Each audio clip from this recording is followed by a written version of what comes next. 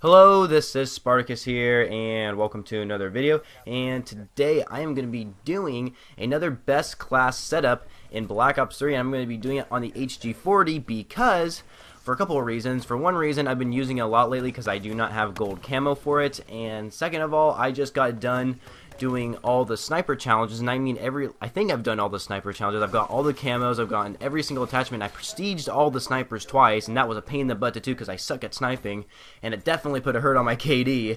And I also got like some calling cards I had to do with snipers and too. But anyway, yeah, I am going to be doing it on the HG-40. I haven't done a best class setup video in a while, and I thought I'd do it on a black market weapon, and why not do it on the HG-40 considering that's like the only black market weapon I have that I can actually like shoot bullets basically.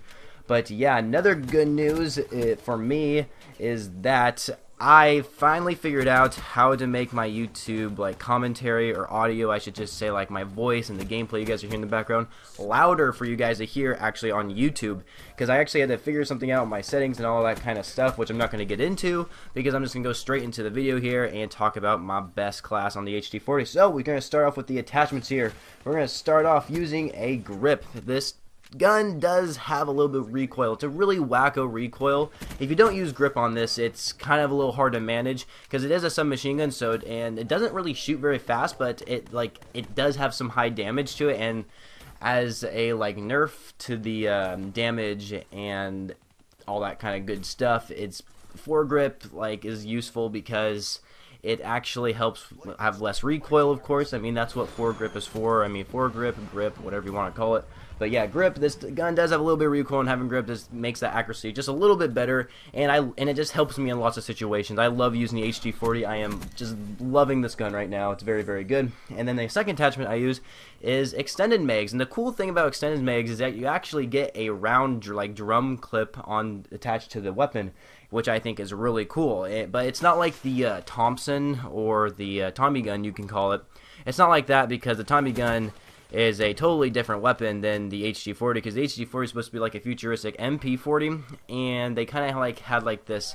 They kind of made the HG-40 extended mags have like a round clip to it, which I think makes the gun look cool. And not to mention, it also helps me in lots of situations when there's lots of enemies and I don't have to worry about running out of ammo. I love extended mags. It's probably like my favorite attachment in every single Call of Duty game, and I like run it on like most of my weapons, but except for like maybe light machine guns. But yeah, there you go. Those are the attachments, and I have no secondary weapon, so we're gonna move on to the lethal and tactical. So the lethal here, we got a thermite grenade, which thermites are awesome, you guys. I freaking love thermites. You guys need to start running around with these. Actually, don't run around with them, they might get annoying, but the reason why I love using thermites is they're perfect for objective game modes, like especially in domination. So the cool thing about the thermite grenade, like if you were to throw a thermite grenade on the ground, of course the ground is on fire, and if an enemy goes into that fire, if that enemy is at full health, then it'll take at least 3 hits from that like fire to actually fully on kill that enemy. But this is what I use the thermite grenade for.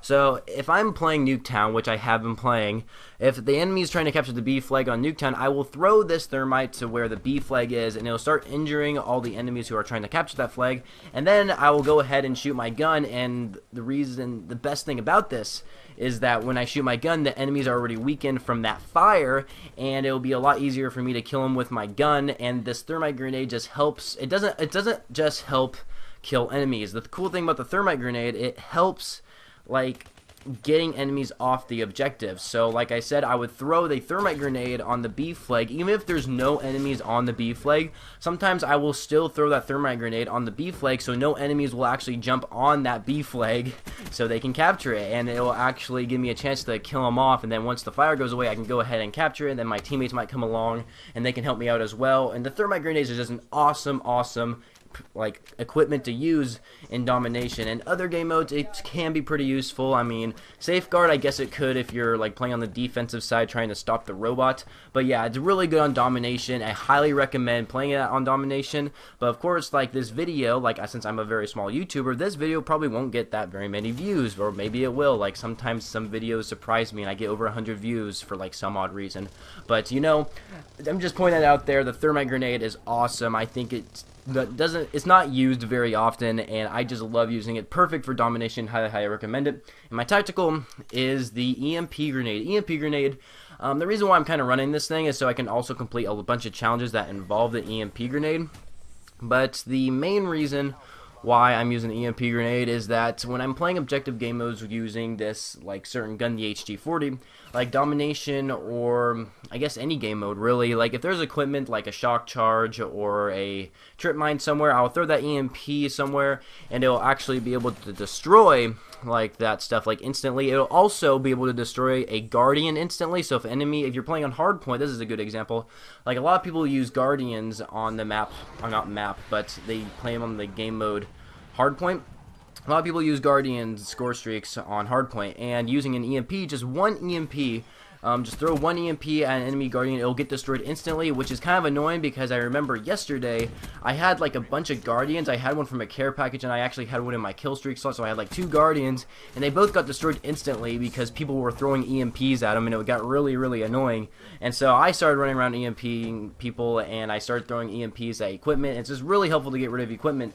And of course, like the best perk to use would probably be Engineer, just because you can see the equipment through walls and that stuff. But in this class setup, I'm actually not using Engineer. Little spoiler alert for the perks, which is why I'm going to go on to the perks right now. So perk 1, we got Overclock. Overclock, it makes your specialist weapon or ability charge up faster. And usually when I run with a class that's kind of a fast-paced, moving, pump-stopping like class setup or something, which the HG-40 I find to be that kind of weapon to use to actually like rush people and stuff like that. I think Overclock is a good way to run because that way you can charge up your specialist weapon or ability faster. I mean, nothing can go wrong with that perk and nothing in that situation from when you're playing in the match.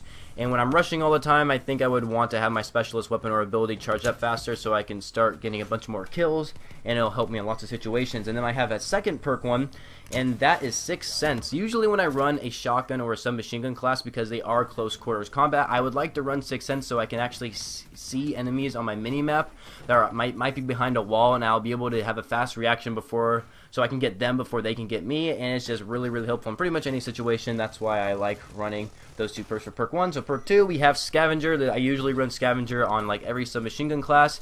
I mean, this is a rushing class, so I'm probably going to run out ammo a lot, and so I can pick up, and with Scavenger I can pick up more ammo so I can continue my kill streak, and not to mention I'll be able to get my lethal and tactical back if I haven't already used them.